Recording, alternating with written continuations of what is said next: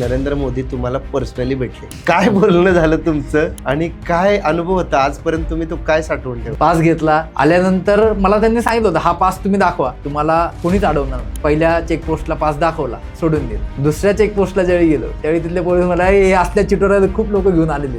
एक जरी शब्द बोलला तरी संशय म्हणून हात टाकेल. त्यामुळे मी आपलं निघालो.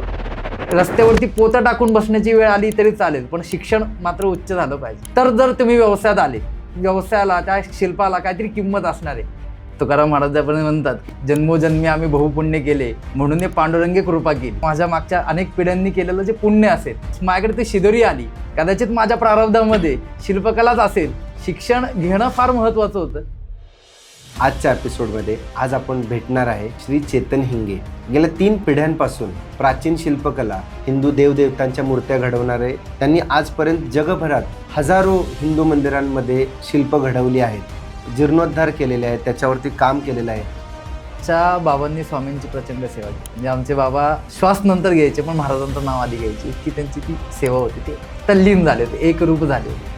असा एक काळ होता की पुढे काय आहे सगळाच अंधार होता. म्हणजे आम्ही फार लहान होतो त्यावेळी. आमचे आई वडील त्या सगळ्या स्ट्रेसमधून जात होते आणि त्यावेळी महाराज भेटले, प्रत्यक्ष महाराज भेटले. आणि महाराजांनी वेडी लोक आहेत सगळी, त्या वेड्यांमध्ये मी एक वेडा. देव कुठे आहे, देव आहे का, असे अनेक प्रश्न आपल्याला पडतात. पण एक सामान्य माणूस जेव्हा देव शोधायला जातो तेव्हा तो जातो मंदिरात. बऱ्याच जणांनी म्हटलं आहे की देव तुमच्या अंतरंगात आहे, दगडात देव नाही आहे. दगडाला वरती काम केलं तर दगडामध्ये देव पण आणता येतं. हो, हे खरं आहे. आज प्रत्येक हिंदू मंदिरांमध्ये जे देव आहेत ते कुठल्या ना कुठल्या तरी दगडापासूनच बनलेले आहेत. आणि अशाच या दगडांना देवरूप आणणाऱ्या माणसांना आज आपण भेटणार आहे. मंडळी नमस्कार. मुद्द्याचं बोला च्या आजच्या एपिसोडमध्ये आज आपण भेटणार आहे श्री चेतन हिंगे. गेल्या 3 पिढ्यांपासून प्राचीन शिल्पकला, हिंदू देवदेवतांच्या मूर्त्या घडवणारे चेतन हिंगे. मूळचे ते MBA फायनान्समधून त्यांनी शिक्षण घेतलेलं आहे. तरीसुद्धा आपली परंपरा पुढं चालवण्यासाठी हिंगे घराण्याचा शाहिरीचा जो त्यांचे वारसा आहे तो चालवत असतानाच त्यांच्या घराण्याची जी शिल्पकलेची जो वारसा आहे तो सुद्धा त्यांनी अविरतपणे चालवला आहे. त्यांनी आजपर्यंत जगभरात हजारो हिंदू मंदिरांमध्ये शिल्प घडवली आहेत, त्यांचा जीर्णोद्धार केलेला आहे, त्याच्यावरती काम केलेलं आहे. वज्रलेप देणं असेल, त्यांची पुनर्बांधणी करणं असेल, अशा अनेक क्षेत्रांमध्ये त्यांनी काम केलं आहे. आणि आज ते आपल्याला पाहुणे म्हणून लाभलेले आहेत. आपण जाणून घेणार आहे की हिंदू देवदेवता आणि त्यामागच्या त्याच्यामागे काय सायन्स आहे, त्या मूर्त्या कशा घडवल्या जातात, त्याच्यामध्ये काय चॅलेंजेस असतात आणि त्यांचा पर्सनल अनुभव काय आहे हे आपण त्यांच्याकडून जाणून घेणार आहे. नमस्कार चेतनजी. नमस्कार.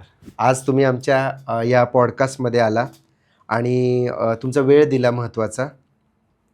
चेतनजी, पहिला प्रश्न मी तुम्हाला विचारणार आहे जो आजच्या प्रत्येक पालकाला पडतो. खरं तर देश स्वतंत्र झाल्यापासून आपल्या भारतामध्ये जी शिक्षण पद्धती आहे त्या शिक्षण पद्धतीचा भाग म्हणून हा वेगळा प्रश्न आहे. असा तुमचं शिक्षण जे आहे ते MBA फायनान्स झालेलं आहे सिंहगड कॉलेज इन्स्टिट्यूट लोणावळामधून. बरोबर आहे. आणि मला वाटतं 2012ला तुम्ही 2011ला तुम्ही पासआउट आहे. माझ्या मित्राचे तुम्ही मित्र आहे, तुम्ही सांगितलं होतं.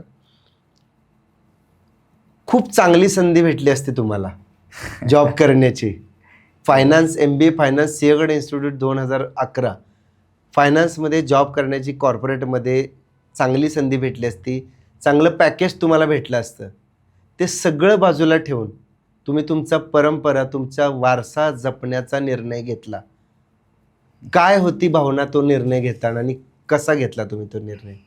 कुठल्याही कॉर्पोरेट कंपनीमध्ये मी गेलो असतो, मला जगद्गुरू संत तुकाराम महाराजांचं शिल्प घडवण्याची संधी मिळाली नसते. क्या बात आहे. त्यामुळे याच्यापेक्षा अजून मोठी संधी कुठली.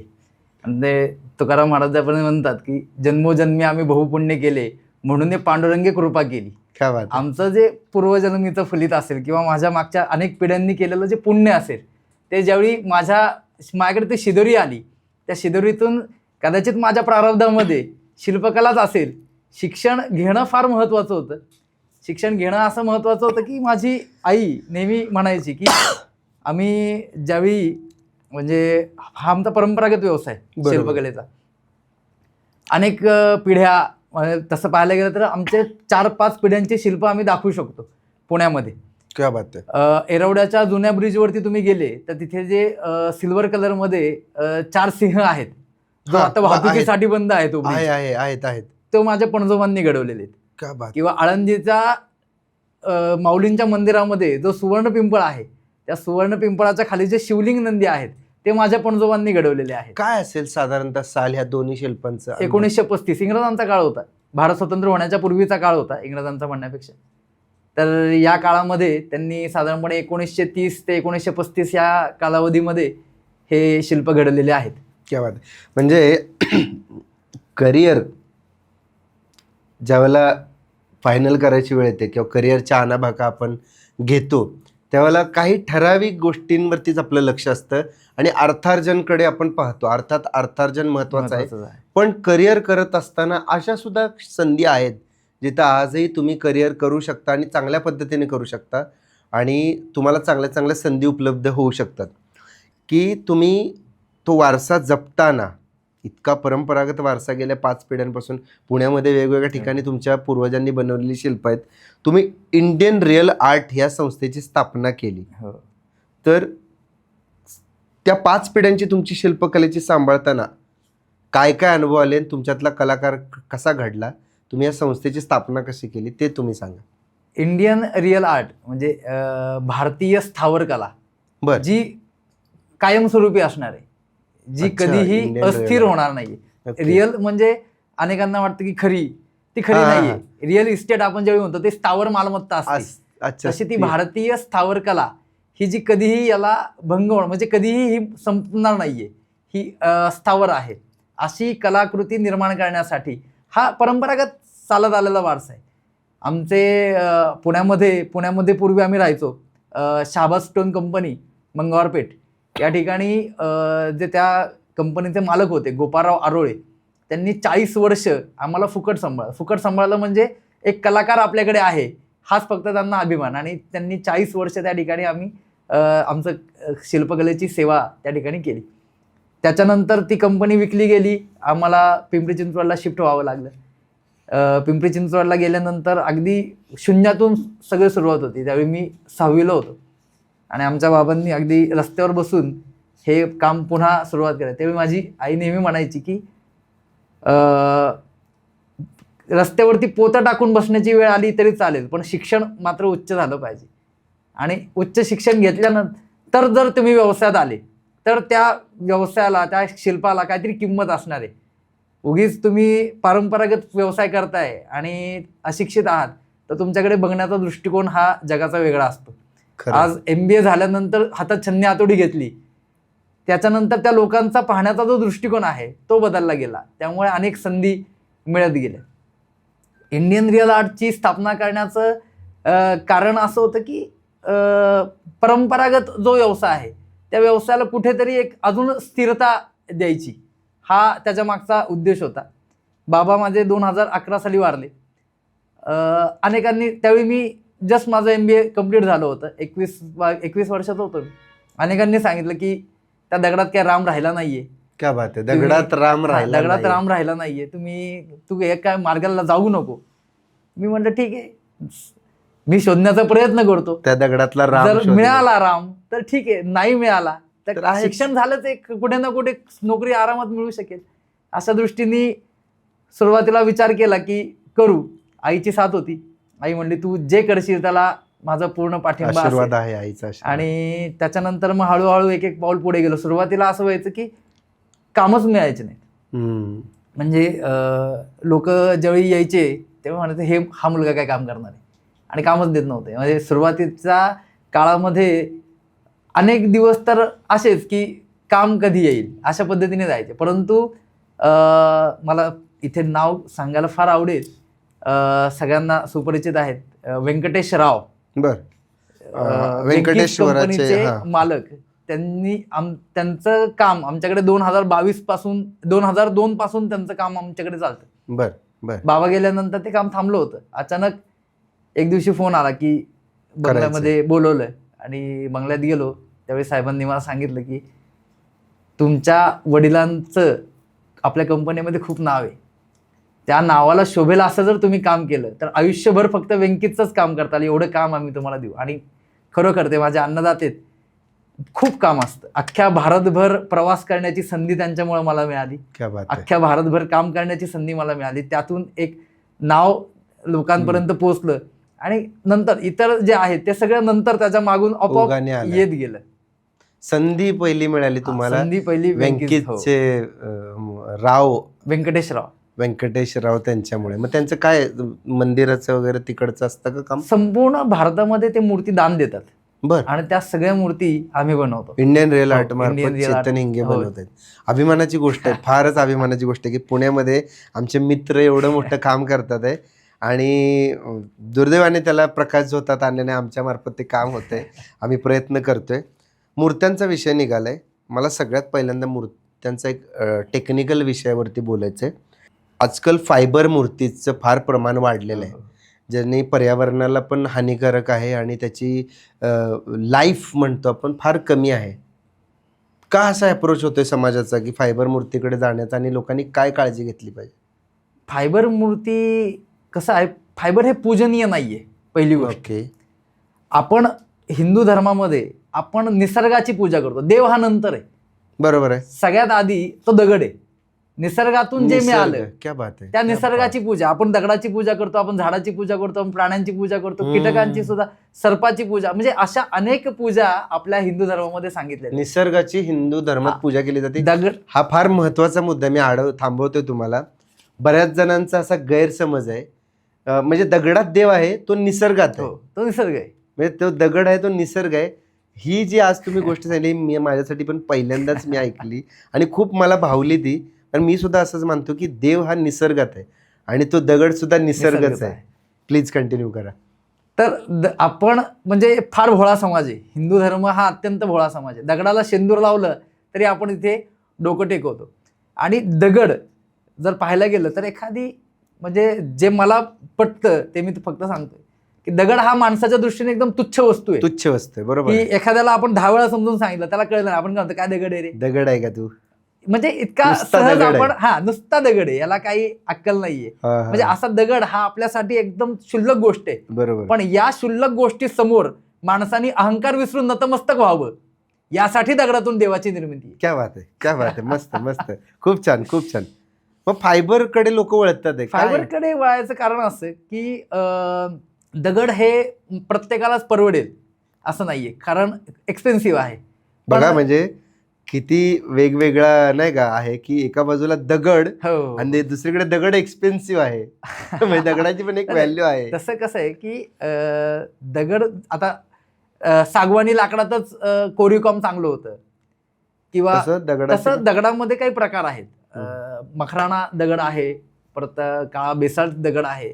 या दगडांची किंमत ही खूप, आणि त्याच्यावर कलाकृती करण्याची जी आहे त्याचा कालावधी किंवा त्याच्यासाठी उपलब्ध असणारे कारागीर अत्यंत कमी आहेत. आज पाहायला गेलं तर फार रेअर आहेत की लोकच नाही आहेत.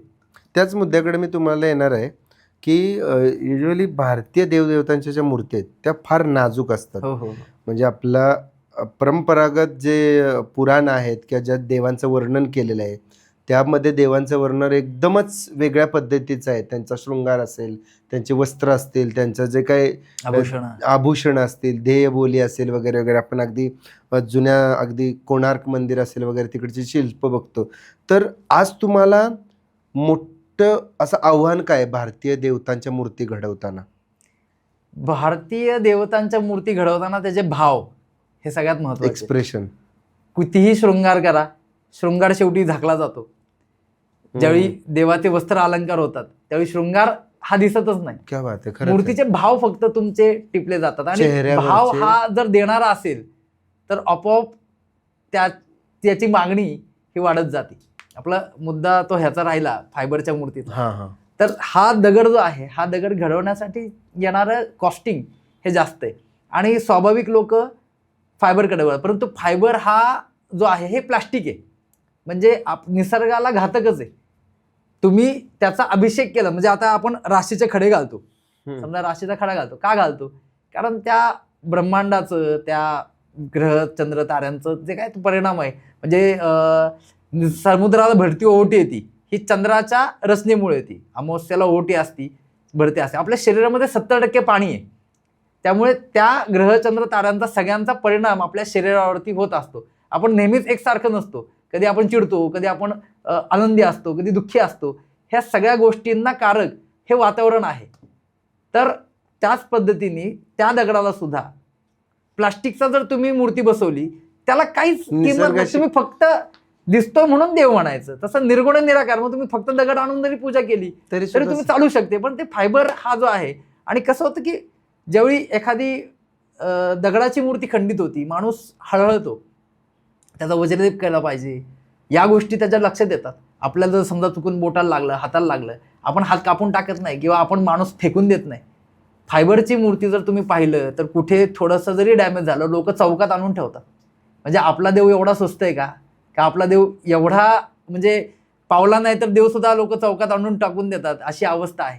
त्यामुळे जर ते घेतलंच नाही किंवा बनवणारेच ते बनवलं नाही, तर खूप मोठ्या प्रमाणामध्ये आपल्या धर्माचं आपण रक्षण करतोय हे सुद्धा लोकांना समजू शकतं. किंवा आपण जर ते करत राहिलो तर आपल्या धर्माचंच आपण नुकसान करतोय, हे पण आपल्याला समजलं पाहिजे. बाकी म्हणजे आपला हिंदू धर्म हा निसर्गाची पूजा करतो आणि इनडायरेक्टली फायबरच्या मूर्तींचा स्वीकार करून आपण निसर्गाचीच अवहेलना करतोय. निसर्गाचा, आणि नुसता चौकात नाही तर कचऱ्याच्या ढिगात एकेकाळी पुजलेला देव, तुम्ही म्हणलं तसं पावला नाही तर तो कचऱ्यात जातो. म्हणजे आजकाल व्हॉट्सअपवरती स्टेटस फिरतं की देव सुद्धा काय, देवाला सुद्धा लोक नावं ठेवतात, तर माणसाची काय नाही का त्याच्यापुढे किंमत आहे. तर ती किंमत देवाची आपण ज्या पद्धतीने करतोय, कारण की ती फायबरची आहे म्हणून. आणि मग त्याला एक त्याचा कुठलाही त्याची म्हणजे दुखापत झाली त्या फायबरच्या मूर्तीला की क्षणात ती कचरा होते आणि आपण त्याची रिप्लेसमेंट शोधायला बघतो. व्हेरॅज दगडांच्या मूर्ती घडवताना घेतलेली जी मेहनत असते त्यामध्ये अर्थात निसर्गाचं त्याच्यावरती इम्पॅक्ट, निसर्गाचा दगडावरती संस्कार केले जातात, त्याला दैवत्व दिलं जातं. आणि नुसतं दैवत्व देऊन आपण थांबत नाही, आपण पुढे त्याची प्राणप्रतिष्ठापना करतो, त्याच्यामध्ये प्राण ओततो. म्हणजे आपल्या घरात जसं बाळ जन्माला येतं, ते बाळ वाढतं, तसं ते प्राण आपण त्या दगडामध्ये घालतो. त्याच्यानंतर त्याचं दैवत्व वेगळं असतं, त्याच्यानंतर त्याचं रूप वेगळं असतं. बरोबर आहे. कितीही मेहनत केली, खूप सुंदर शिल्प बनवतो, त्याच्या प्रतिष्ठापनेनंतर जो रूप त्या मूर्तीचा असेल ते रूप तुमचं फायनल असतं. काय असतं थोडक्यात प्राणप्रतिष्ठा म्हणजे तुमच्या नजरेतून नेमकी काय असते? कारण तुम्ही प्राण जवळपास ती बनवण्याचं सगळं काम तुम्ही करता, त्यात प्राण ओतणं, प्राणप्रतिष्ठा म्हणजे काय, जरा थोडक्यात सांगा तुमच्या भाषेत. ज्यावेळी आम्ही दगड घेतो त्याच वेळी त्या दैवतेच्या नावाचा अभिषेक त्या मूर्तीवर, त्या दगडावरती करतो, शिळेवरती करतो. बर. आणि आमची धारणा आहे की जर त्या दगडात ते असतील तर ते निर्माण होतील, नसतील तर तो दगड खंडित होऊन जातो. क्या बात आहे. असं अनेक अनुभव आलेले आहेत. अच्छा. त्या दगडामध्ये ते लागतात, ते असतात, त्यावेळी ते साकार होतात. आम्ही फक्त त्याचं मळ काढायचं काम तेवढं करतो. म्हणजे आम्ही पोस्टमॅन आहे, म्हणजे खाणीतून एखादा दगड निघला की त्याच्यावरती त्याचं नाव लिहिलेलं असतं, तो दगड जाणार कुठे. आम्ही फक्त पोस्टमॅन आहे, त्याच्यावर फक्त संस्कार करायचे आणि तो दगड त्या ठिकाणी नेऊन द्यायचा. म्हणजे त्या दगडात मूर्ती आहे, नको असणारा भाग फक्त तुम्ही काढलाय आणि त्यात मूर्ती. म्हणजे मी तुम्हाला खरं सांगू का, हा खरंच फार मोठा सेवाभाव आहे. आजकाल लोकांना क्रेडिट घ्यायला खूप काही गोष्टी कमी पडतात की मी हे बनवलं, मी ते बनवलं, आणि निसर्गाबद्दल तुम्ही बोलताय आणि तुम्ही ते क्रेडिट पण घेत नाहीये की आम्ही घडवलं. अर्थात देवाला कोण घडवणार, जर तो मळ काढला. संतांच्या विचारांचं जर पालन केलं तर संत तो भाव नामदेव महाराज सांगतात की अहंकाराचा वारा न लागो राजसा, माझे विष्णुदासा भाविकांशी. तो भाविक आहे, त्याला अहंकाराचा वारा कधीच लागत नाही. राईट. तरी किती, कारण हे परमेश्वराची देणगी आहे. हे काही असं नाहीये की कुठल्या युनिव्हर्सिटीमध्ये शिकलो काय. तुम्ही एखाद्या त्या मार्गाला जाता, ती भगवंताची इच्छा असती म्हणून तुम्ही त्या क्षेत्रात जा. आज तुम्ही हा सगळा कार्यक्रम करताय, ही तुम्ही करताय हा भाग वेगळा, तुम्हाला निमित्त आहे. भगवंताची इच्छा आहे की तुम्ही हे करावं, म्हणून तुम्ही या ठिकाणी आहात. म्हणजे आजकालच्या नव्या जनरेशनच्या फिलॉसॉफीतून म्हणलं जाते की युनिव्हर्स काम करते हो, तुमच्यासाठी अगदी, यार. अगदी. तो युनिव्हर्स म्हणजेच निसर्ग, निसर्ग. म्हणजेच भगवंत. अगदी आणि निसर्गातून निर्माण झालेल्या प्रत्येक गोष्टीत तो आहे. बरोबर. झाड, पानं, फुलं, कीटक, डोंगर, नद्या आणि तो दगड. बरोबर. त्या दगडाला जे तुच्छ मानतोय आपण. आता ही संस्कृती आपल्या भारतात तर सगळीकडे आहेच, नाही का? मी त्या मुद्द्यावरती येणार नाही. पण त्याच्या आधी मला हे जाणून घ्यायचं आहे की हजारो वर्षांपासून पाश्चात्य देशात पण काही ना काही निमित्त साधून आपली संस्कृती आहे. पण तुमच्याबद्दल तुम्हाला अशा कोणत्या प्रतिक्रिया मिळाल्या पाश्चात्य देशांमध्ये, जेव्हा जेव्हा तुम्ही हिंदू शिल्पकला गेलात बघायला किंवा बनवल्या, तिकडच्या लोकांच्या प्रतिक्रिया काय होत्या आपल्या शिल्पकला बघून? अजून विदेशात जाण्याची काही संधी मिळाली नाहीये, पण कदाचित लवकर मिळेल. कामाच्या निमित्ताने आत्तापर्यंत ह्युस्टन अमेरिका या ठिकाणी अमेरिकेतलं पहिलं पांडुरंगाचं मंदिर निर्माण झालं हो, आणि हो. त्याची मूर्ती बनवण्याचं भाग्य मला मिळालं. त्यापूर्वी तिथे हनुमानाची एक मूर्ती बनवून दिली होती. तसेच आता जर्मनीमध्ये संतश्रेष्ठ ज्ञानेश्वर महाराज, जगद्गुरू संत तुकाराम महाराज यांची मूर्तीची स्थापना होणार आहे. ऑस्ट्रेलियामध्ये काही मूर्ती आम्ही दिल्या. तर ज्यावेळी विदेशातल्या लोकांना सनातन धर्माबद्दल प्रचंड अट्रॅक्शन आहे. ॲक्च्युली आज मी जे काम करतोय आता ते महाराष्ट्र मंडळाच्या माध्यमातून होतात. अमेरिकेमध्ये राहुल देशमुख आहेत, अभिषेक भट आहेत, हे तिथल्या महाराष्ट्र मंडळाचं काम पाहतात. तर त्यांच्या माध्यमातून आम्ही महाराष्ट्र मंडळाला ह्या मूर्ती बनवून देतो. त्या महाराष्ट्र मंडळाच्या माध्यमातून तिथला जो हिंदू समाज आहे त्या हिंदू समाजाला संघटित करण्याचं काम होतं. म्हणजे त्यांनी मला असं सांगितलं की ह्युस्टन हा जो परिसर आहे या परिसरामध्ये जो स्थानिक अमेरिकन माणूस आहे, त्या ह्युस्टनमध्ये आफ्रिकन आहेत, युरोपियन आहेत, भारतीय आहेत आणि स्थानिक अमेरिकन आहे. तर जो स्थानिक अमेरिकन जो माणूस आहे त्याला भारतीयांबद्दल प्रचंड ओढ आहे. म्हणजे युरोपीय लोक हे डकेत आहेत तिथे, असं त्यांचं म्हणणं आहे. म्हणजे आणि बरोबर आहे. जे आफ्रिकन आहेत ते चोर आहेत, कॉलनी वगैरे. हे म्हणजे त्यामुळे आपल्या जवळचा कोण, आपल्या विचारांशी सहमत असलेला कोण, आपल्याला सांभाळून घेणारा कोण, भारतीय. तर भारतीय माणूस हा अत्यंत प्रामाणिक माणूस आहे. आणि त्यामुळे भारतीय लोकांसाठी ते काहीही करायला तयार आहेत. मग तुम्ही म्हणले की आम्हाला इथे मंदिर बांधायचं, आम्हाला जागा पाहिजे, जागा उपलब्ध आहे. कारण त्यांना माहिती आहे की हा काहीतरी चांगला संस्कार आपल्या देशामध्ये होतोय, आपल्या मुलांमध्ये होतोय. तिथे कुठलाही भारतीय तत्वज्ञानाला जगात कुठेही विरोध नाही. म्हणजे खरं सांगायचं तर पंतप्रधान जे आहेत आपले नरेंद्रजी मोदी यांच्यामुळे हे भारताला सनातन धर्माचं जे कार्य आहे हे अखिल विश्वामध्ये लोकांनी जे डोक्यावर घेतले, ही व्यक्ती कारणीभूत आहे. मी पुन्हा तेच म्हणतो की त्यांनी काहीच करत नाहीये. भगवंताची इच्छा आहे की त्यांनी हे कार्य करावं, म्हणून ते काम होतंय. नरेंद्र मोदींचा विषय काढला तुम्ही, मी त्या प्रश्नाकडे येणारच होतो. पण त्याच्या आधी तुमच्या आयुष्यातला त्यांच्याबरोबरचा किस्सा मी डिस्कस करणार आहे. पण त्याच्या आधी तुम्ही ती भेट होण्या अगोदर देऊशिळा मंदिरात तुम्ही जे संत तुकाराम महाराजांचं शिल्प घडवलं, त्या शिल्पाबद्दल मला थोडीशी माहिती होती की तुम्ही कसा तो खडक जाऊन खाणीत शोधला, 2 महिने तिथे राहून, आणि तो एक सिंगल दगड आणला होता शिल्प बनवायला, आणि मग तो ट्रकमधून आणला गेला तुमच्या कला मंदिरात आणि तो तुम्ही घडवला. मला वाटतं बरेच दिवस तुम्ही तो घडवत होता. किती दिवस घडवत होता तो?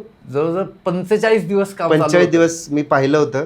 तर असा कुठला एखादा प्रसंग तो अनावरण व्हायच्या आधी बनवताना की जो तुम्हाला असं वाटलं की यात महाराज आहेत, तुकाराम महाराज आहेत? ज्यावेळी दगड घेण्यासाठी म्हणून मी गेलो. आता शेवटी कसं असतं, खाडीच्या इथे बरेच व्यापारी असतात. बऱ्याच व्यापाऱ्यांना सांगितलं होतं की असं एक शिल्प जे आहे जे बनवण्याचं काम माझ्याकडे आलेलं आहे आणि मला एक चांगल्यातल्या चांगल्या क्वालिटीचा दगड त्या ठिकाणी पाहिजे. तर काही तिथल्या व्यापाऱ्यांनी काही दगड काढून ठेवले होते. दगड पसंत पडत नव्हता खूप. म्हणजे त्याच्यावर थोडंसं काम केलं की जाणवत होतं अरे नाही, हा काही कामाचा नाही. त्यानंतर एक जण म्हणला की बहुत बड़ा पत्थर है, अगर आप देखना चाहोगे तो मैं आपको दिखाता हूँ. मग पाहायला गेलो. 11 फूट बाय 8 फूट बाय 3.5 फूट या मापाचा शिळा काढली आणि त्याच्यातला गाभातला जो दगड होता तो अत्यंत काळा कुळकुळीत होता. म्हणजे कृष्ण पाषाण जो आपण म्हणतो, सगळा कृष्ण पाषाणच असो, पण जसं चंदनाचं लाकूड आहे त्याचा गाभा आहे, त्या गाभ्यातलं जे लाकूड आहे त्याचा वास वेगळाच असतो, तसा तो गाभ्यातला दगड. त्यांनी मला सांगितलं की हा दगड तुम्ही घ्या. तो दगड घेतला, त्याची लॅब टेस्ट केली. हा दगड 500-1000 वर्षापर्यंत याला काही होणार नाही असं त्या ठिकाणी समजलं. क्या बात त्यानंतर आहे. तो दगड घेतला गेला आणि त्याच्यानंतर त्याचं काम चालू केलं. महाराजांचं काम म्हणजे दगडाचं काम 45 दिवस चाललं, पण त्याच्या आधी म्हणजे आता हा काम माझ्याकडे येणं हा पण फार मोठा योगायोग आहे. कारण मला सांगा अनेक जण त्याचं. विचारतात की कुठे टेंडर भरलं होतं, कसं काम मिळालं. कारण एवढं मोठं काम देहू संस्थान हे म्हणजे अख्ख्या महाराष्ट्राला म्हणा, भारताला म्हणा, हे एक आपलं वंदनीय ठिकाण आहे. बरोबर. लहानपणापासून आपल्याला जसं तोंडातून बाळ बोलायला लागतं तसं छत्रपती शिवाजी महाराज, संत ज्ञानेश्वर महाराज, संत तुकाराम महाराज हे सांगण्याची गरज विठ्ठल आपल्या विठ्ठल पोरांना रामकृष्ण हरी आपल्या रक्तातच आहे. रक्तातच आहे. आणि त्या ठिकाणी म्हणजे जिथे लाखो वैष्णव ज्या ठिकाणी येतात, भागवत धर्म ज्या ठिकाणी सांगितला जातो, त्या ठिकाणचं काम तुमच्याकडे आलं कसं काय, कुठे टेंडर भरलं होतं. तर असं अनेक जण विचारतात. तर हा पण अगदी म्हणजे ती पांडुरंगाचीच इच्छा होती ते काम आमच्याकडे यावं असंच मला वाटतं. आमचं एक संघाचे एक प्रचारक आहेत, राष्ट्रीय स्वयंसेवक संघाचे पूर्व प्रचारक आहेत संदीपजी महिन म्हणून. डॉक्टर संदीपजी महिन म्हणजे ती व्यक्ती अशी आहे की ते पायात चप्पल सुद्धा घालत नाही. त्यांना जर विचारलं का घालत नाही, ते म्हणतात आईच्या अंगावरती चप्पल घालून कसा पाय ठेवावा, क्या बात. म्हणून त्यांनी गेले 20-25 वर्ष झालं त्यांनी पायात चप्पलच घातली नाही. तर फार अगदी तपस्वी व्यक्तिमत्व आहे. तर त्यांचा मला कोरोनाचा काळ होता, सगळं बंद होतं आणि त्यांचा मला एकदा मेसेज आला की मी छत्रपती शिवाजी महाराज टर्मिनलवरून निघालो आहे आणि रात्री 1:30 वाजता मी पुणे स्थानकावरती पोचेल, तर मला न्यायला येताल का. आता रात्री 11 वाजताचा हा मेसेज मी पाहिल्यानंतर मी इग्नोर केला की जाऊ दे, कुठे पाऊस खूप होता, जून महिना होता आणि कोरोनाचं काय सगळं बंद आहे, कुठे जायचं असं मनात आलं. थोड्या 5 मिनिटांनी परत विचार आला, अरे मी नाही म्हणलं हे दुसऱ्या कोणाला तरी सांगणार, दुसरा कोण नाही म्हणला, हा माणूस रात्री 2-2:30 वाजता करणार काय, असं मनात विचार आल्यानंतर मी त्यांना फोन केला की कुठे आहात. ते म्हणले मी दादर स्थानकावरती आलेलो आहे, तुम्ही मला न्यायला येताल. म्हटलं किती वाजता यायचं, म्हणजे 2-2:30 वाजता या. ठीक आहे येतो म्हणलं. त्यांना घ्यायला गेलो, त्यांना आधी विचारलं की उद्याचं काय नियोजन आहे. ते म्हणलं उद्या सकाळी देहूला नितीन महाराजांची भेट घ्यायची, अध्यक्ष होते नितीन महाराज मोरे त्यावेळी, नितीन महाराजांची भेट घ्यायची आहे. आणि म्हणलं ठीक आहे, माझं काही काम नाही ना. नाही म्हणलं तुम्ही मला फक्त आज रात्रीची व्यवस्था करा, उद्या सकाळी मी माझी व्यवस्था केलेली आहे. त्यांना घेऊन आलो, घरी आलो. जवळजवळ त्यांची गाडी लेट झाली, 4 वाजता वगैरे आम्ही पोचलो आणि नेहमीप्रमाणे ते 5-5:30ला उठले, त्यांचं आवडायला लागले. म्हटलं आता नेहमी घरी येतात त्यामुळे त्यांना घरातलं सगळंच माहिती. म्हटलं ठीक आहे तुम्ही आवरून घ्या, मी झोपतो. नाही म्हणलं झोपायचं नाही, चला तुम्हाला देहूला यायचं. म्हटलं आपलं ठरलं काय होतं, तुम्हाला फक्त इथे घेऊन यायचं, पुढची जबाबदारी नाही म्हणलं मला माहीत नाही, आवरा आपल्याला देहूला जायचं. हो नाही करत मग किती वेळा नाही तरी म्हणायचं, म्हणून मी आपलं देहूला निघालो.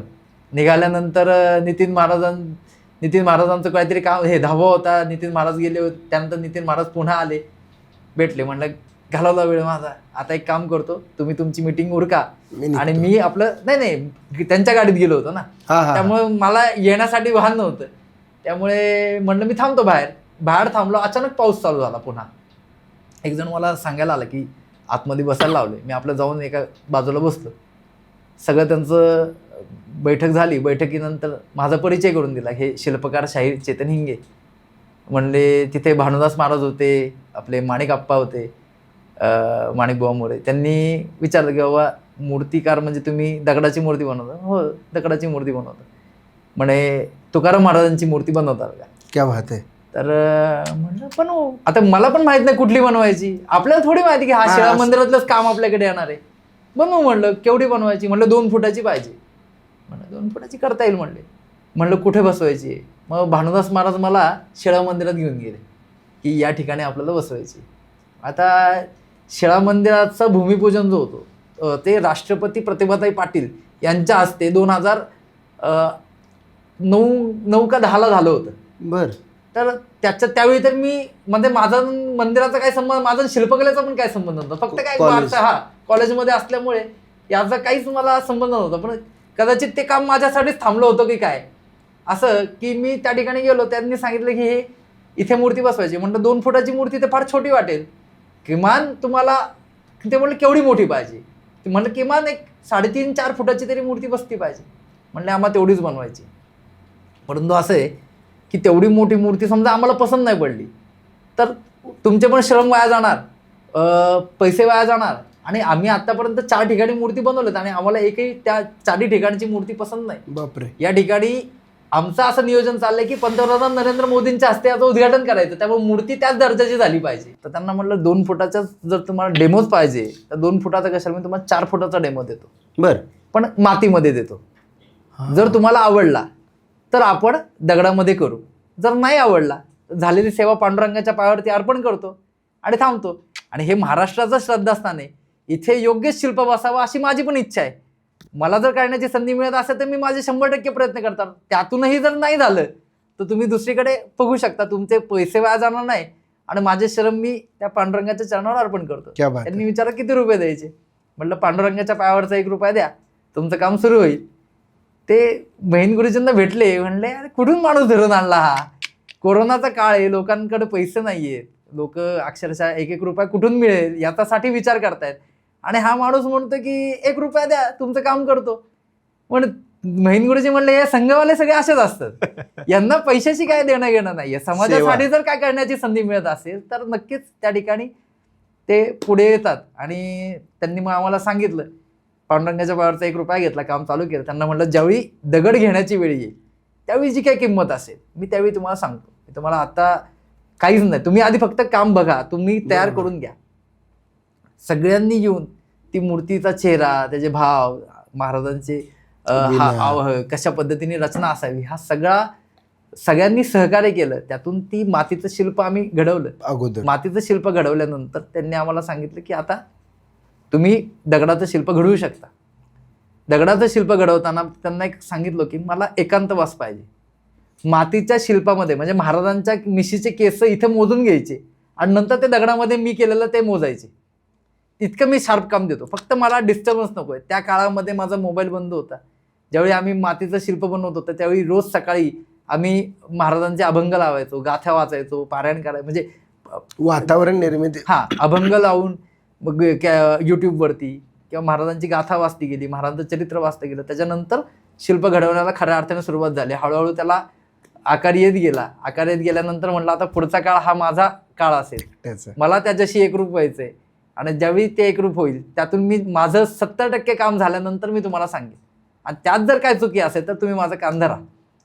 त्याच्यानंतर त्यांनी पण मला पूर्ण सूट दिली की इथून पुढे 40 तुमचे काय 40-45 दिवस जो काही कालावधी लागेल आम्ही तुम्हाला एकही कॉल करणार नाही. आणि ह्या सगळ्यांच्या सहकार्यातून ते सगळं मूर्ती मंदिरातच घडली? नाही, आपल्या वर्कशॉपमध्ये पाषाणाची. आता एवढा तुम्ही किस्सा सांगितलाय की तुम्हाला कल्पना होती, फार कमी प्रेक्षकांना, म्हणजे मला पण आज माहित झालं की आधी मूर्ती मातीमध्ये घडली आणि मग घडली.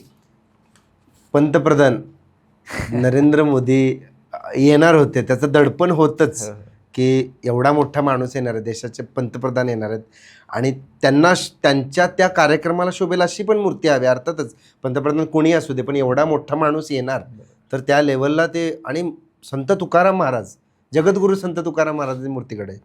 पण त्या उद्घाटन झालं आणि नरेंद्र मोदी तुम्हाला पर्सनली भेटले, काय बोलणं झालं तुमचं आणि काय अनुभव होता आजपर्यंत, तुम्ही तो काय साठवून ठेवला? मोदीजी भेटले हे पण फार याच्यासाठी कष्ट करावे लागले.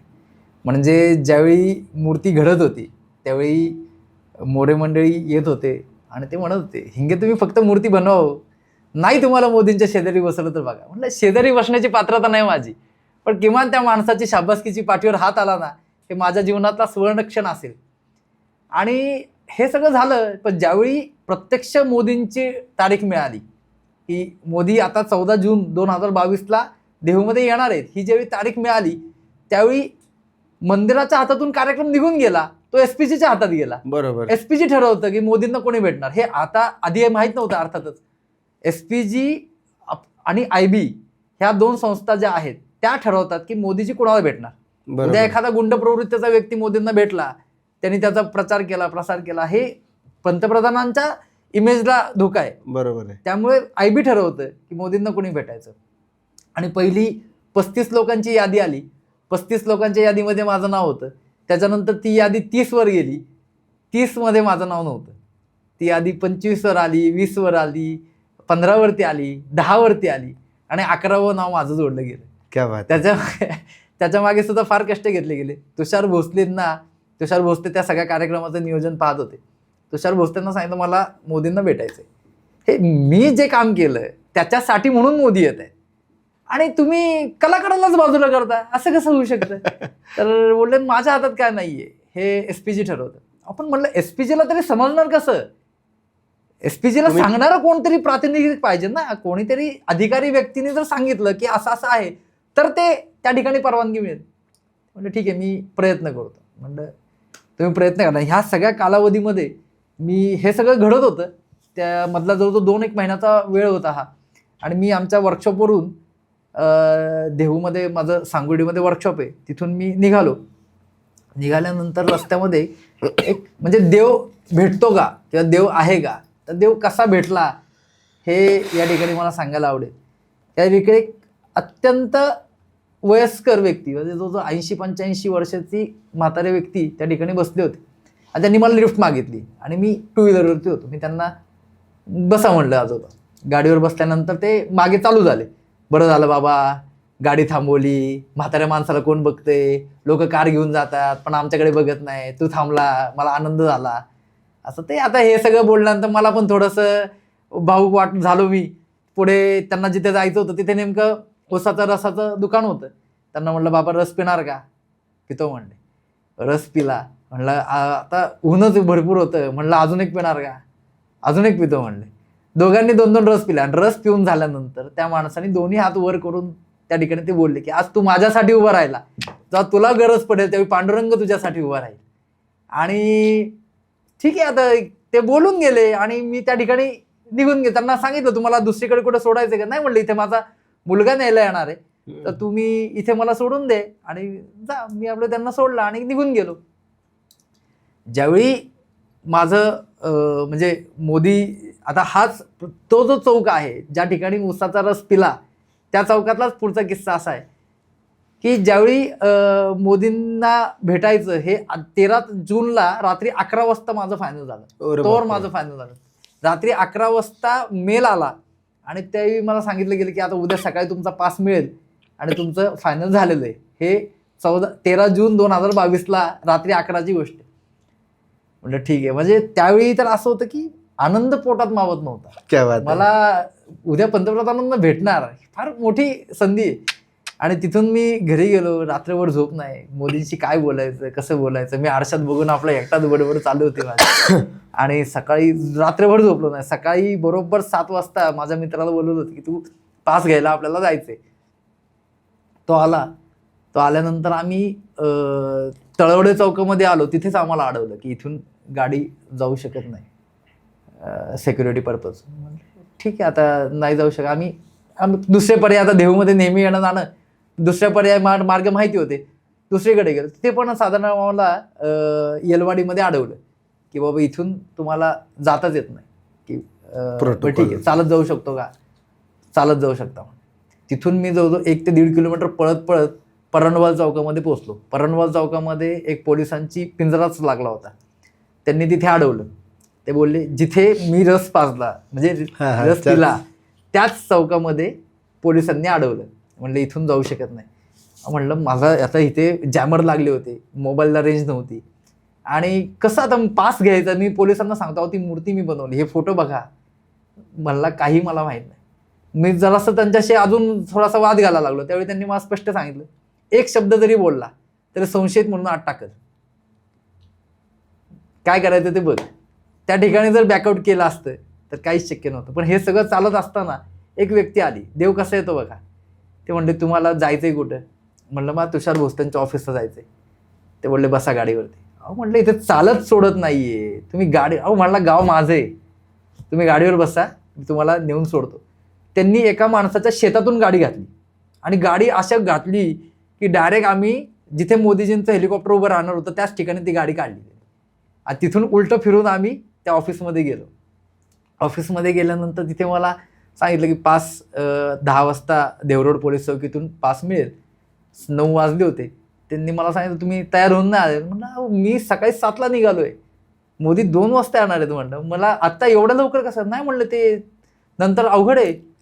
म्हटलं मला माहीत नाही, तुम्ही फक्त मला पास द्या, मी बघतो म्हणलं कसं करायचं ते.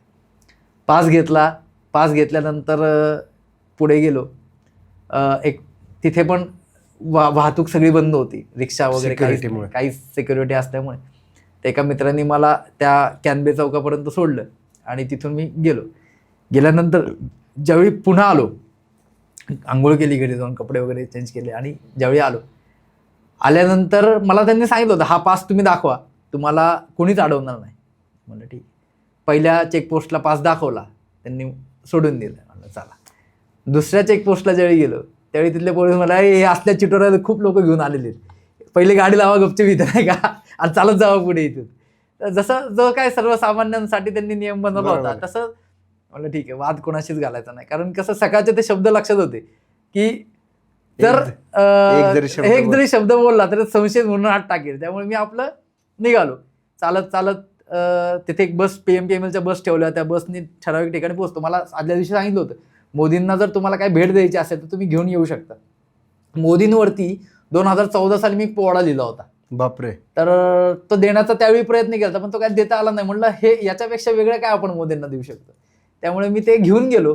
घेऊन गेल्यानंतर तिथे जे ॲल्युमिनियम जी चौकट असती ज्याच्यातून चेकिंगची होतं, तिथल्या त्या मॅडम बोलल्या की हे फेकून द्या. म्हणलं फेकून द्या म्हणजे मी मोदींना द्यायला आणलंय. ती हसायला लागली. म्हणले मोदी कुणालाच भेटणार नाहीत. अहो म्हटलं मला भेटणार आहे, माझ्याकडे पास आहे.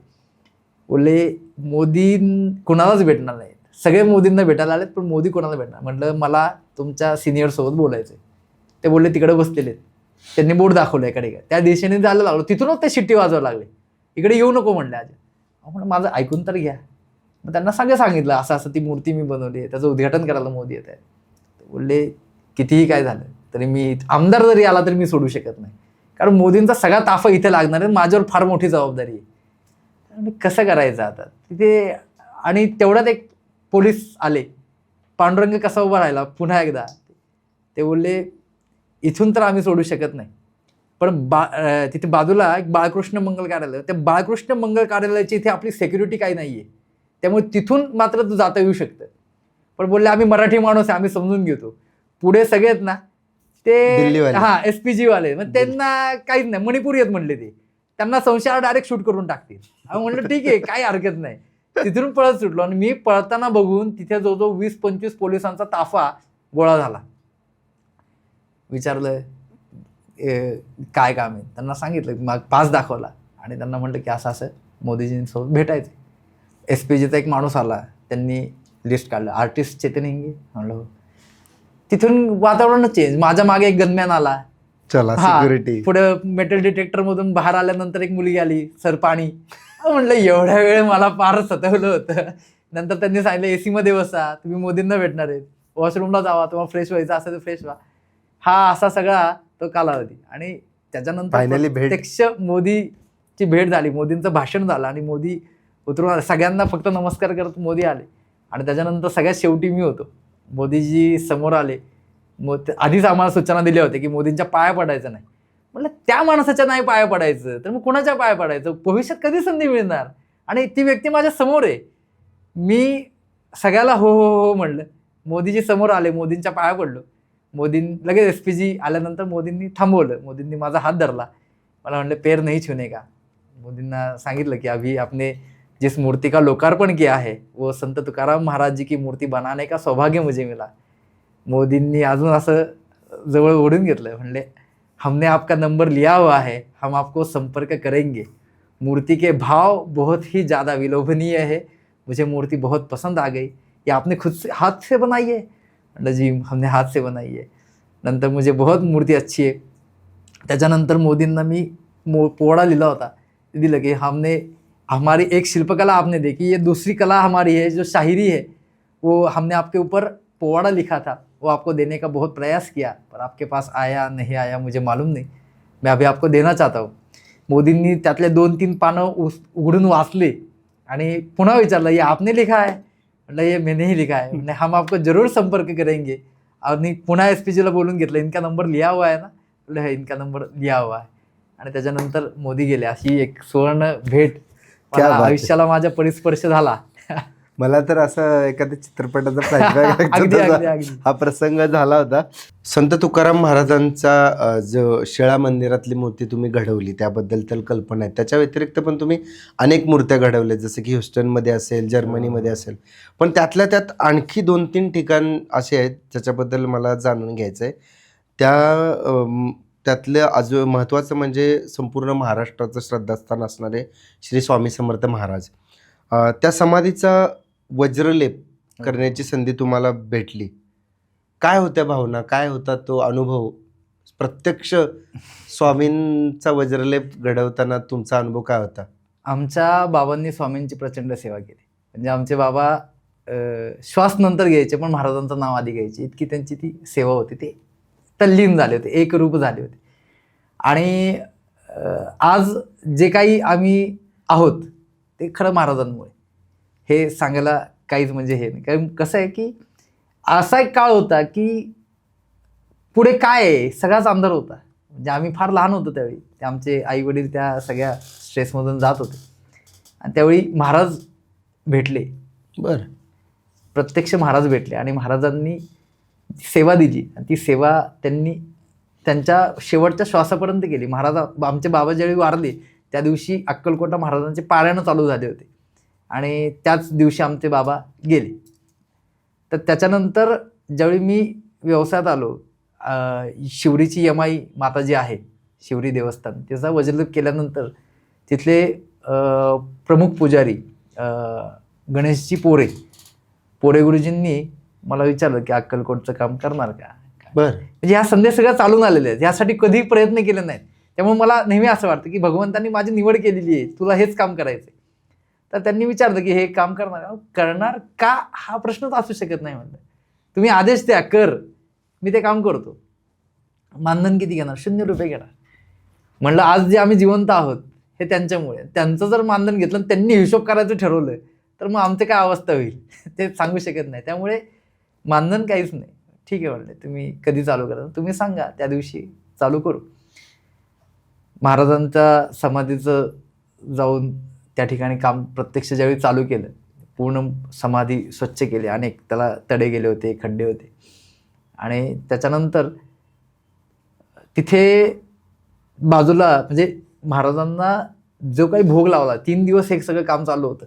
सकाळी दूध साखरेचा नैवेद्य, ते रात्री पानाचा विडा, असे अनेक भोग महाराजांना लागला. 12ला पुरणपोळीचं जेवण असतं, दुपारी महाराजांना नाश्ता असतो, त्याच्यानंतर संध्याकाळी भाजी भाकरी असती. हे सगळे जे भोग लावले जात होते ते 3 दिवस त्या समाधीच्या शेजारी बसून मी खात होतो. हे मला भाग्य त्या ठिकाणी मिळालं. आणि काम करत असताना विशेष असं सांगायचं म्हणजे ती जागा फार पवित्र आहे. चमत्कार त्या ठिकाणी असा होता की त्या गाभाऱ्याच्या बाहेर अनेक लोक बसले होते. ते लोक मला दिसत होते, त्यांचे होठ हालत होते, त्यांचे हसत होते, ते भाव दिसत होते. पण एकही शब्द माझ्या कानापर्यंत पोहोचत नव्हता. आणि हे अंतर फार नाहीये, हार्डली एक 4-5 फूट अंतर आहे. म्हणजे समाधीपासून जो बाहेरचा वरांडा आहे एक 4-5 फुटाचंच अंतर आहे. पण मी समाधीपाशी असताना एकही शब्द तिथून मला आतमध्ये येत नव्हता. आणि ते हसतायत, दिसतंय, ते हसतायत, बोलतायत, माझ्याबद्दल बोलतायत. पण माझं पूर्ण डोकं ब्लँक होतं. म्हणजे फक्त हेल्मेट होतं, आतमध्ये काहीच मला जाणवत नव्हतं. आणि प्रचंड डोकं त्या ठिकाणी काम बाहेर आलं, प्रचंड डोकं दुखत होतं. आवाज काहीच नाही, म्हणजे आतमध्ये पूर्ण शून्य होतो. आणि फक्त महाराजांचं काम, ते महाराजांनी ती सेवा करून घेतली त्या ठिकाणी. अजून 2013ला ते काम केलं. अजूनही त्याच्यावरती काम करण्याची काही गरज पडली नाही. 139 वर्षानंतर पहिल्यांदा ते काम झालं होतं आणि एकदाच काम झालेलं आहे. असं त्या ठिकाणी ते काम करण्याची संधी मला मिळाली. अक्कलकोटला श्री स्वामी समर्थ महाराजांच्या समाधीमध्ये तिथे जाऊन तुम्ही ते 3 दिवस म्हणजे महाराष्ट्रातीलच काय जगभरातील करोडो भक्त अगदी तल्लीन असतात स्वामी समर्थ महाराजांच्या नामस्मरणात आणि भेटीसाठी वगैरे. तो प्रत्यक्षात महाराजांनी तुम्हाला की मी बोलून घेईल तुम्हाला, तुम्ही माझ्याकडे येऊ नका, मी तुम्हाला बोलून घेईल. तसं ते महाराजांनी बोलून घेतलं, अगदी जवळच केलं. आणि माझी प्रत्येक वेळी म्हणजे मला कसं तर मी आहे ना ह्या शिल्पकलामध्ये बाय ऍक्सिडेंट आलो. मला आमचे बाबा वारले, म्हणजे मला जायचं होतं संघाचा प्रचारक व्हायचं होतं. तर आता म्हणजे स्वामींचं तुम्ही एवढं केलंय, प्रत्येक महाराष्ट्रातल्या स्वामी भक्तांना माहिती पाहिजे की स्वामींचा जो आत्ताचा वज्रलेप आहे 140 वर्षांनंतर झालेला, ते घडवणारे आज आमच्या समोर आहेत. आणि आमचं हे भाग्य आहे की जसं तुम्ही म्हटलं की तुम्हाला बोलावणं येतं. म्हणजे हिंदीमध्ये असा एक डायलॉग असतो किंवा महाराजांच्या पण बऱ्याच प्रसंगातून मी ऐकलंय की तू आया नाही आहे, तुझे लाया गया है. तर तसं तुम्हाला पण इथे लाया गया आहे किंवा आम्हाला इथे आज लाया गया आहे की तुमच्याशी बोलणं, तुमची भेट व्हावी म्हणून. असंच एक तुम्ही अजून एक फार महत्त्वाचं काम केलेलं आहे, जे फार कमी पुणेकरांना माहिती आहे. पुण्याचं आराध्य दैवत म्हणता येईल पुणेकरांचं की श्रीमंत दगडूशेठ हलवाई गणपती. आणि त्याचबरोबर दगडूशेठ यांची जी भक्ती आहे, दत्तभक्ती, तीसुद्धा फार लोकांना माहिती आहे. आणि दगडूशेठ मंडळाचंच एक दत्त मंदिर आहे बुधवार पेठेमध्ये. त्या मूर्तीचं पण पुनरुज्जीवन तुमच्या हस्ते झालेलं आहे पूर्ण. दत्त महाराजांचं 2016 पासून मी ती सेवा त्या ठिकाणी देतो, सेवाच देतो अगदी. म्हणजे त्या ठिकाणी असं झालं की बँकेमधूनच मला सांगितलं गेलं की असं असं काम करायचंय. ठीक आहे, करायचं, त्याला ऑप्शन नसतो कधी काय, फक्त सांगायचं त्यांनी आणि आम्ही करायचं. तर तिथे गेलो. तिथे पहिल्यांदा गेल्यानंतर त्यांच्यासाठी पण मी नवीन होतो आणि माझ्यासाठी पण, म्हणजे ते दर्शनाला जाणं आणि कामासाठी जाणं याच्यामध्ये बराच फरक आहे. त्यांनी मला सांगितलं, तिथे तोच विचारणा झाली, मानधन किती घेणार, तर मान द्या म्हणलं, धन ते देतील, त्यामुळे धनाची अपेक्षा नाही आहे इथे काही. ठीक आहे म्हणले, तुम्ही करा. त्यांना विचारलं, पण मी त्या ओट्यावरती बसता चालेल का? मला काका हलवाई म्हणजे जे गाडवे साहेब आहेत, गाडवे साहेब, हो, त्यांनी मला सांगितलं, म्हणजे त्यांनी त्या ठिकाणी होकार दिला आणि होकार दिल्यानंतर मी आपलं काम केलं. काम केल्यानंतर त्यांनी मला सांगितलं, आत्तापर्यंत एकही व्यक्ती त्या ओट्यावरती बसता नाहीये. म्हणजे आत्तापर्यंत लाखोंच्या दान त्या ठिकाणी त्या ओट्यावरती आलेलं आहे. पण 56 भोग त्या ठिकाणी लागलेले आहेत, पण त्या ठिकाणी बसण्याची अजून कोणी हिंमत केली नाही किंवा कोणी विचारणा केली नाही. आमच्या घरातल्या लहान मुलाला पण आम्ही अजून त्या ओट्यावर ठेवलं नाहीये. पण काय माहिती, तुम्ही बोलले बसू का, आणि आम्ही होकार दिला आणि त्यानंतर ते काम जे झालं ते अप्रतिमच झालं. ते पण मी पण पाहिलंय, मी स्वतः पाहिलंय. आणि दरवर्षी म्हणजे 3 वर्षातून एकदा मूर्तीचा पूर्ण रंग काढला जातो. हो हो हो. आणि पुन्हा त्याचं रंगकाम केलं जातं. आणि दरवर्षी टचअप, म्हणजे कसं की चांदीचा मुकुट आहे किंवा दागिने आहेत, ते घालताना कुठेतरी थोडंसं निघतं. तो सगळं करण्याचं काम दरवर्षी आम्ही ती सेवा बांधून घेतलेली आहे. तसं दगडूशेठ हलवाई मंदिराच्या शेजारी शिवमंदिर आहे ना, त्या शिवमंदिरातली पार्वतीची मूर्ती देखील मीच बनवली आहे. आणि त्या महादेवाच्या पिंडीचा वज्रलेप पण मी केलेला आहे. आता पुन्हा एकदा त्याचा दुसरा हात करायचा. 2016 साली ते काम झालं, पण सतत पाण्याचा दही दुधाचा अभिषेक असल्यामुळे ते थोडं खराब झालेलं आहे. ते आता पुन्हा करायचं जानेवारी महिन्यामध्ये. अप्रतिम. म्हणजे काय म्हणतात ना की आंधळा मागतो एक डोळा आणि देव देतो 2 डोळे, अशा पद्धतीचा अनुभव आम्हाला येतोय. आम्ही म्हणजे फारच कमी माहिती होती तसं म्हटलं तर आमच्याजवळ, पण त्यापैकीच एक महत्त्वाची माहिती आमच्याकडे जी आहे त्याच्याबद्दल मला तुमच्याकडून डिटेल जाणून घ्यायचं आहे. संपूर्ण हिंदुस्थानचं आराध्य दैवत छत्रपती शिवाजी महाराज, स्वराज्याचे दुसरे छत्रपती, धर्मवीर छत्रपती संभाजी महाराजांचं सिंहासनाधीश्वर शिल्प तुम्ही ढवळगड या ठिकाणी नुकतंच बसवलंय काही महिन्यांपूर्वीच. मला वाटतं शिवेंद्र राजे तेव्हा आले होते आणि ते पण पूर्ण काळ्या पाषाणातलं तुमचं ते शिल्प आहे. काय तुमची भावनिक भावना होती त्यामध्ये? तुम्हाला काय होतं सर्व प्रसंग? हा फारच रोमांचकारी सर्व तुमच्या बाबतीत विचारेल तेवढं कमीच आहे. छत्रपती शिवाजी महाराज हे अखंड हिंदुस्थानाचं दैवत आहे. शंभू छत्रपती हा त्याच घराण्यातले आहे, ते पण आपलं दैवतच आहे. महाराजांनी ते धर्मासाठी मोठं बलिदान केलंय, ते कुणीच करू शकत नाही. अशा पद्धतीने ज्यावेळी सह्याद्री प्रतिष्ठानचे सर्वेसर्वा श्रमिकजी गोजर मुंडे यांनी मला सांगितलं की आपल्याला असं असं शिल्प घडवायचे, तर स्वाभाविकच आता नाही हा प्रकारच नाही ना. आपल्याला थोडी कोणी सांगते की बाबा तुम्हाला कबर बांधा, मशिदी बांधा. आपल्याला देवाचंच काम आपल्याकडे येतंय, महापुरुषांचं काम आपल्याकडे येतंय, तर असा स्वाभाविकच त्या ठिकाणी होकारच होता. त्याच्यानंतर त्यांनी प्रचलित ज्या मूर्ती आहेत ते तशाच मूर्तीचं आपण दगडामध्ये घडवू असं त्यांनी सांगितलं.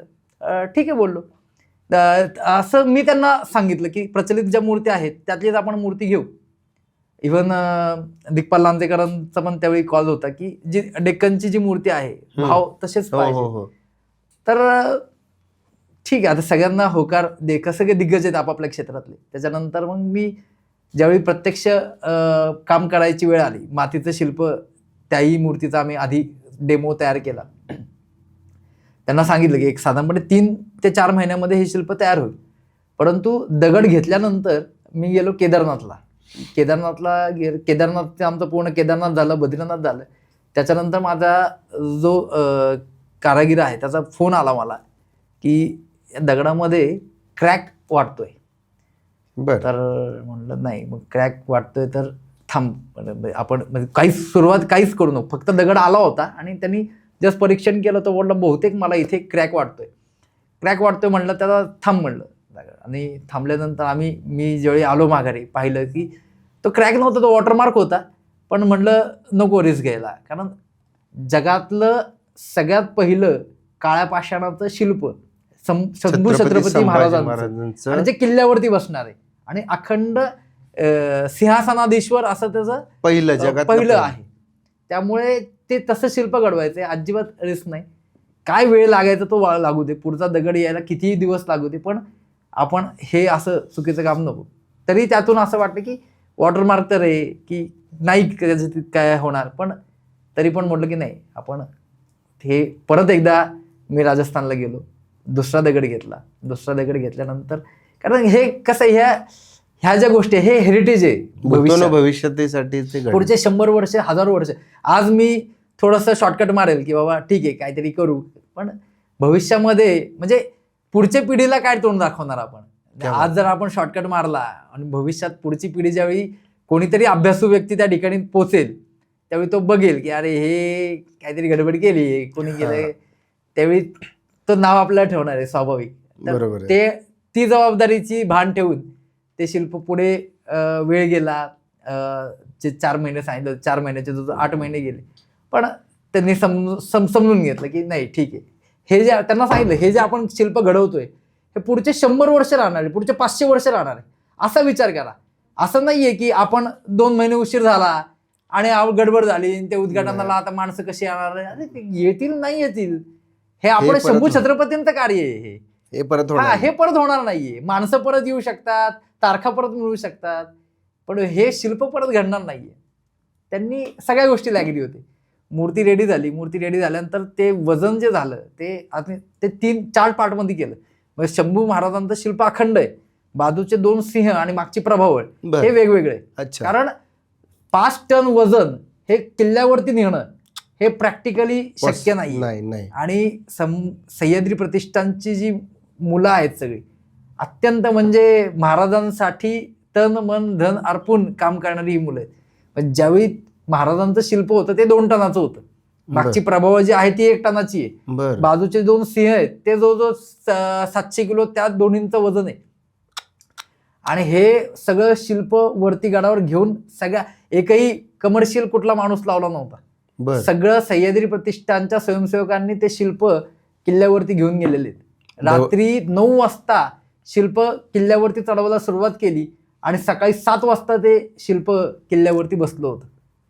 हे फार परिश्रम आहेत. ढवळगड अखंड दगड त्या ठिकाणी म्हणजे आम्ही करतो. आता आम्हाला बाय प्रॅक्टिस आहे आमच्याकडे, पण मुलांना काहीच प्रॅक्टिस नाही ना. दगड उचलायचा कसा इथून सुरुवात, त्याचा रेल्वेचा ट्रॅक बनवला गेला, त्या ट्रॅकवरून हळूहळू मूर्ती खेचत गेले. एकाची सुद्धा ताकद कमी वेळ 100 मुलं त्या ठिकाणी, पुढे 100 मागे 100 200 मुलं जवळजवळ त्या ठिकाणी फक्त मूर्ती नेण्यासाठी म्हणून आले होते. आणि हे सगळे मुलं असं कोणी बोलवलं नव्हतं, बोलवलं म्हणजे कसं, ही सगळी IT मध्ये काम करणारी मुलं आहेत आपापल्या क्षेत्रामध्ये, कोण मॅन्युफॅक्चरिंग मध्ये आहे, कोण कला क्षेत्रात आहे, पण ही सगळी मुलं फक्त शिवशंभू या नावासाठी म्हणून त्या ठिकाणी एकत्र येतात आणि ही सगळे कामं करतात. वेडी लोक आहेत सगळी ती. त्या वेडांमध्ये मी एक वेडा अजून त्यांना भेटलो आणि ते शिल्प उभं राहिले. मी वाचलं होतं कुठेतरी की वेड लागल्याशिवाय इतिहास घडत नाही आणि वेडी माणसंच इतिहास घडवतात. हे तुम्ही यातून दाखवून दिलं. तुम्ही मगापासून बऱ्याच वेळेला म्हटलं की मी की मान द्या, धन हा हा नको, आणि मग धन तो देणार आहे वगैरे, हे सगळं ठीक आहे. पण आजही लोक आपल्या या पारंपरिक शिल्पकलेला काम म्हणून का पाहतात? तिला एक साधना म्हणून का बघितलं जात नाही? समाजाचं कुठं चुकतंय? नाही, पाहणारे पाहतात. पण आहेत खूप वर्ग आहेत. त्यातलं ज्याला ज्ञान आहे, की म्हणजे ज्याला समजतं की आज जे आपण करतोय हे आपल्याला पुढच्या पिढीला द्यायचंय, त्याची पुढची पिढी त्याच्या पुढच्या. पांडुरंगाची मूर्ती कुणी बनवली हो, कुणाला माहिती आहे का? नाही. कुणीच सांगू शकत नाही. पण आज लाखो वैष्णव तिथं नतमस्तक होत आहेत ना. भविष्यात आमचं नाव मिटून जाईल, आम्हाला 50 वर्षानंतर कोणी ओळखणार पण नाही, पण शिल्प त्या ठिकाणी राहील. त्या ठिकाणी लाखो वारकरी त्या ठिकाणी येऊन नतमस्तक होतील. कारण ही परंपरा बंद होणार नाहीये. माणूस संपू शकतो, नाव संपू शकतं, शिल्प त्या ठिकाणी राहील, ही परंपरा कायम त्या ठिकाणी राहील आणि त्या ठिकाणी ते नतमस्तक होणार. तर ज्याला त्यातलं कळतं की बाबा ही साधन आहे, हे मेडिटेशनच आहे, हे काही म्हणजे ते म्हणतात ना की तुका म्हणे येथे पाहिजे जातीचे, येरा गवाळ्याचे काम नव्हे. कमर्शियल दृष्टीने विचार करणारा जो माणूस आले आणि गेले. कमर्शियलचा विषय निघाला म्हणून मला तुम्हाला विचारायचं आहे, आजच्या या 2025च्या ग्लॅमरच्या युगात प्रत्येकाला क्रेडिट घ्यायचंच असतं आणि कमर्शियलायझेशनशिवाय ग्रोथ होत नाही आहे.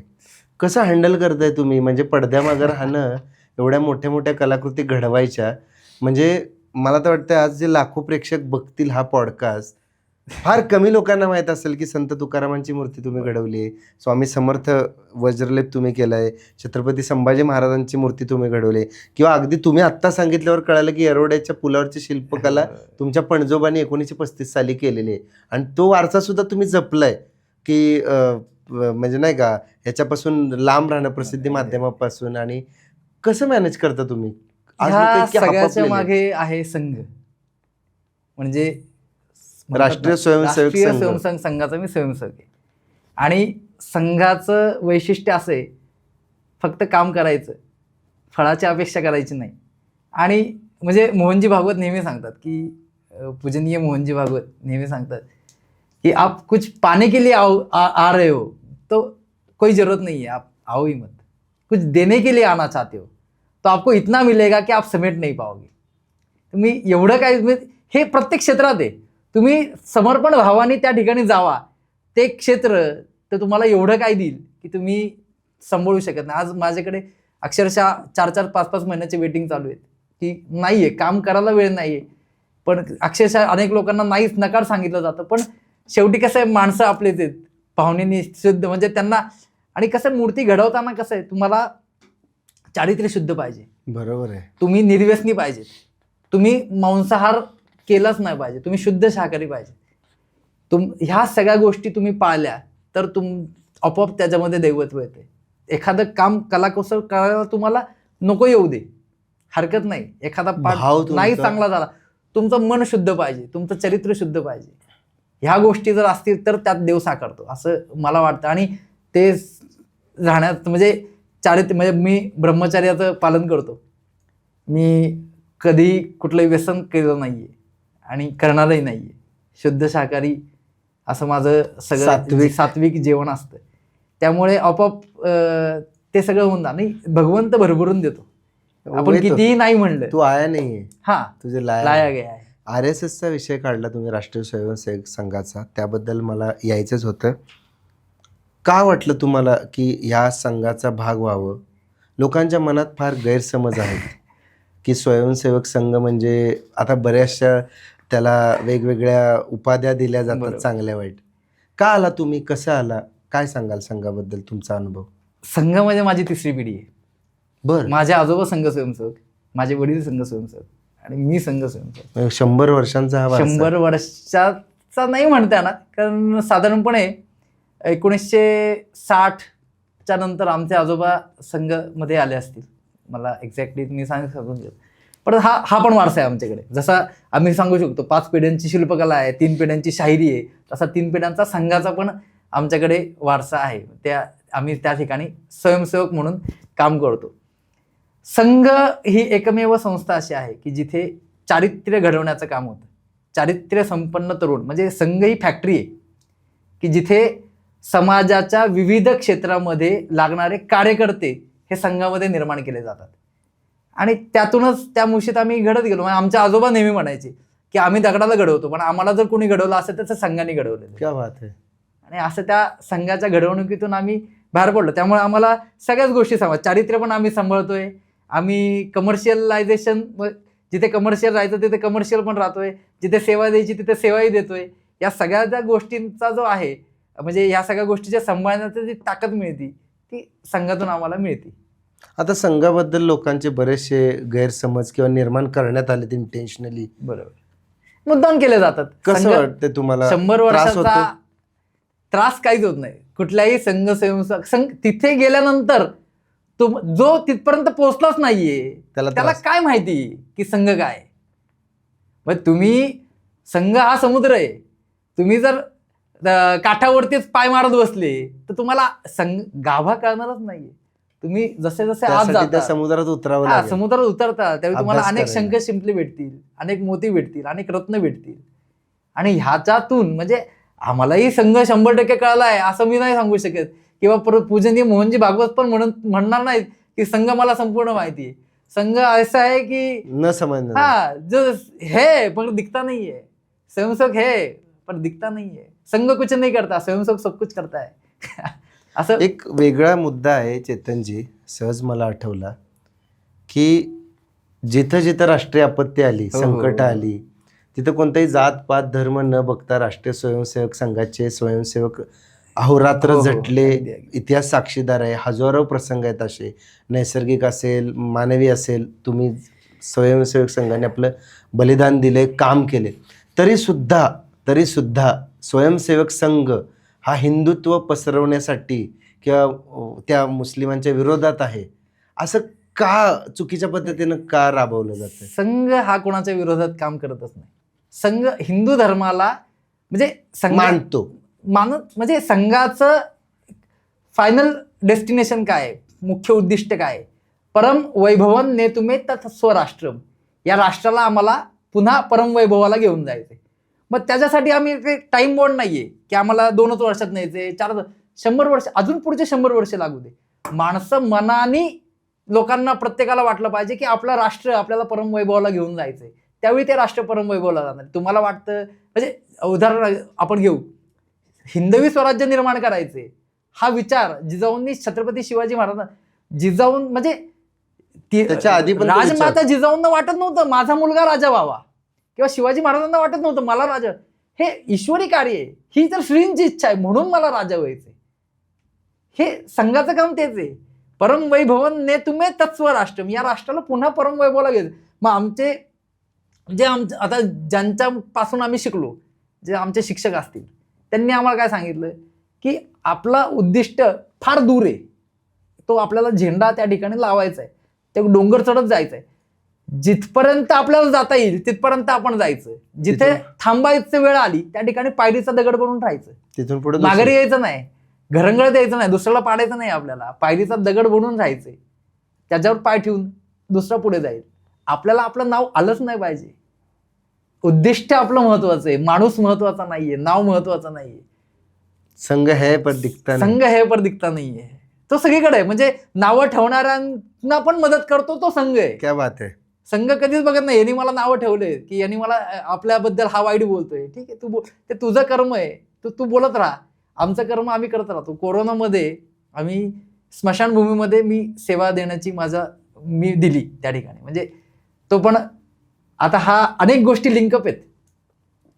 रामजन्मभूमीचं निधी संकलन झालं, ते माझं कला मंदिर त्या ठिकाणी कार्यालय म्हणून होतं तिथं, हा चिंचवडमध्ये. बरोबर, चिंचवडचं जे कार्यालय आहे आमचं कला मंदिर, हो, ते चिखली नगराचं कार्यालय होतं. की त्या ठिकाणी म्हणजे रामाचे कामाचे पैसे येत नव्हते पण रामाचे पैसे येत होते. अच्छा.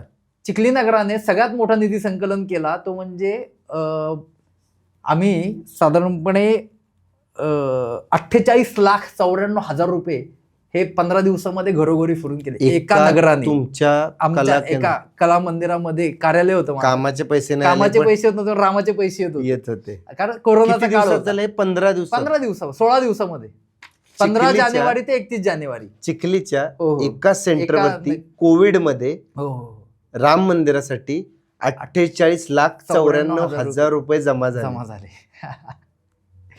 बँकेमध्ये लोक स्लिप भरायला त्यांच्याकडे लोक नव्हते, स्वयंसेवक जाऊन बसत होते.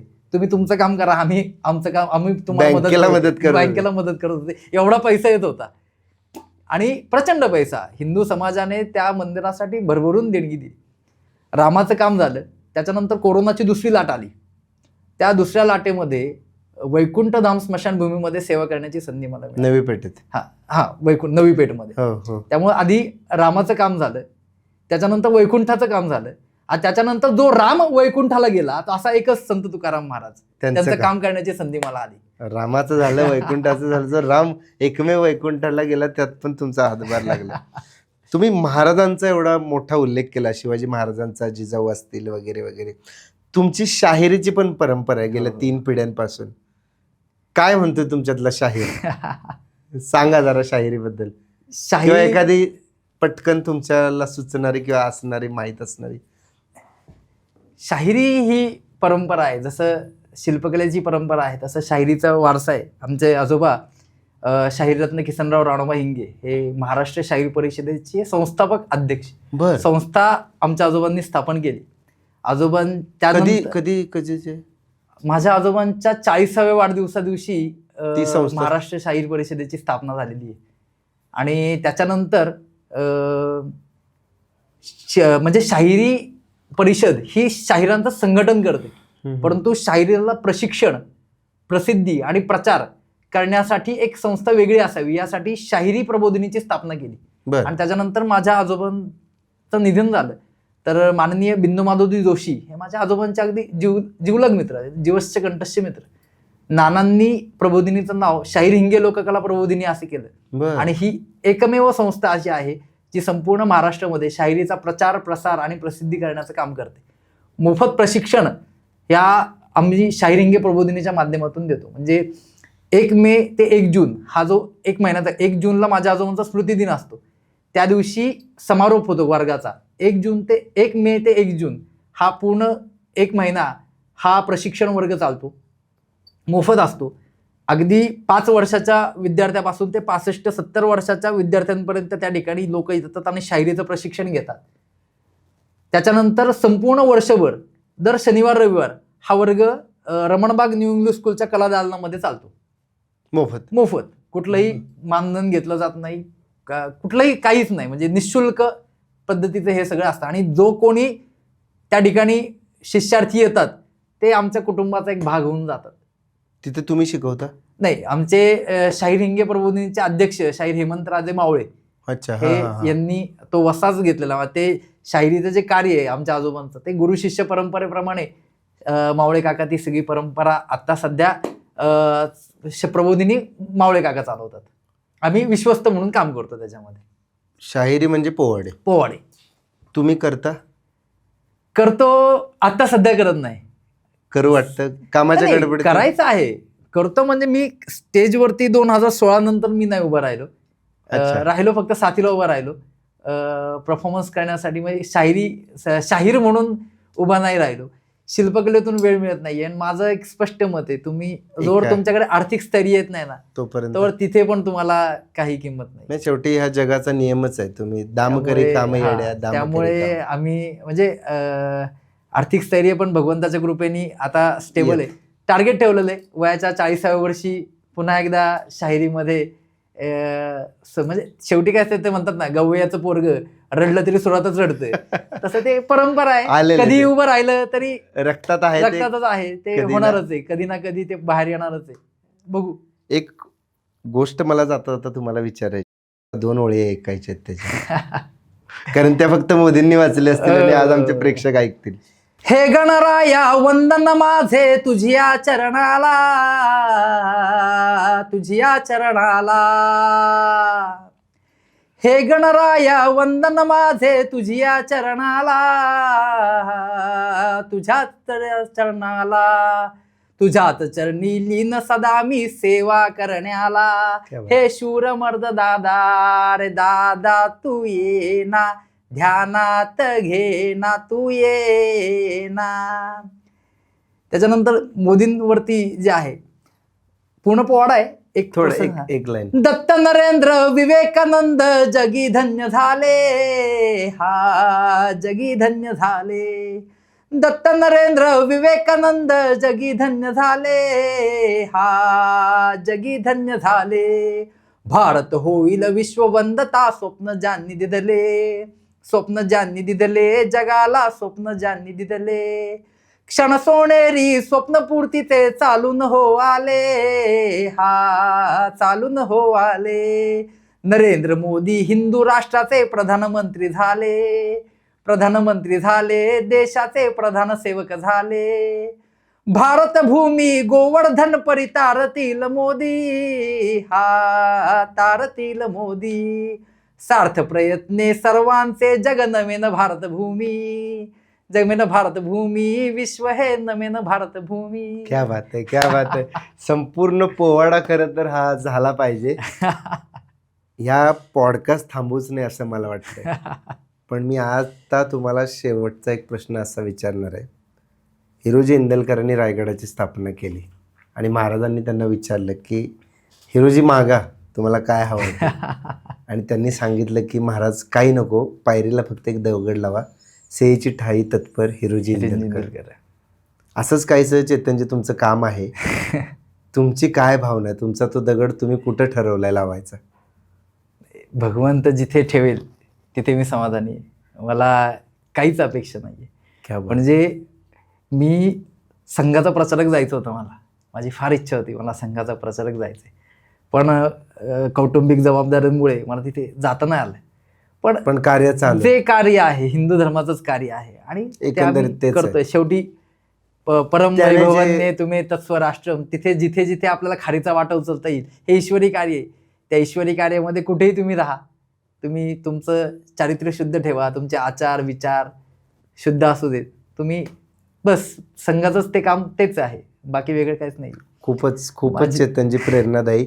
म्हणजे मी तुमच्याबद्दल ऐकून होतो, बरेच दिवस झाले ह्या विषयावरती आपल्याला बोलायचं होतं, पण तुम्ही आज आला आणि एकदम पर्स्पेक्टिव्ह तुम्ही चेंज केला. ओव्हरऑलच बऱ्याचशा गैरसमज माझेही होते पर्सनली.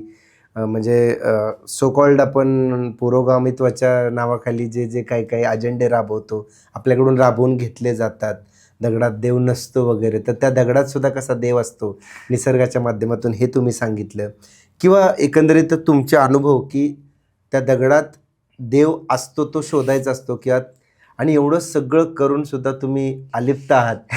म्हणजे गुंत्यात गुंतुनी पाय माझा मोकळा. आजच्या जगात चेतनजी खरंच एवढं सोपं नाही आहे. हे फारच प्रेरणादायी आहे, कौतुकास्पद आहे. आणि मला वाटतंय समाजात असे अनेक लोक आहेत ज्यांनी आजपर्यंत समाजाला असं योगदान दिलंय आणि पडद्यामागे राहिलेले आहेत. असंख्य लोक आहेत, असंख्य लोक आहेत जे राष्ट्र घडवतात आणि त्यापैकीच आज चेतनजी आहेत. खरं तर तुम्हाला खूप खूप धन्यवाद. तुम्ही पहिल्यांदा अशा पद्धतीच्या प्लॅटफॉर्मवरती आलाय, माझ्या शब्दावरती आलाय आणि खूप छान गप्पा झाल्या चेतनजींसोबत. चेतनजीचं जे कार्य आहे ते असंच चालू राहावं, या आमच्या परमेश्वर चरणी प्रार्थना आहे. तुमच्या हातून अजून अशा शिल्पकला घडाव्यात ज्या हजारो वर्ष या नाही का ह्या पृथ्वीवरती म्हणू किंवा या युनिवर्समध्ये ब्रह्मांडात राहाव्या. पुढच्या कितीतरी पिढ्यांनी त्याचा आस्वाद घ्यावा, त्याचा अनुभव घ्यावा, त्या शिल्पकलेचा, त्या देवत्वाचा अनुभव घ्यावा, हीच परमेश्वराचरणी प्रार्थना. चेतनजी पुन्हा एकदा धन्यवाद, तुम्ही आलात आणि आमच्या या प्रेक्षकांना तुम्ही तुमचे अनुभव शेअर केले. मंडळी, हे होते चेतनजी हिंगे ज्यांनी आपले प्रसंग आपल्याशी शेअर केले. मी एकदम भावूक झालोय, मला खरं तर शब्द नाही आहेत. तुम्हीच कमेंट करून सांगा की तुम्हाला हा एपिसोड कसा वाटला, एकंदरीत तुमचे काय भाव आहेत.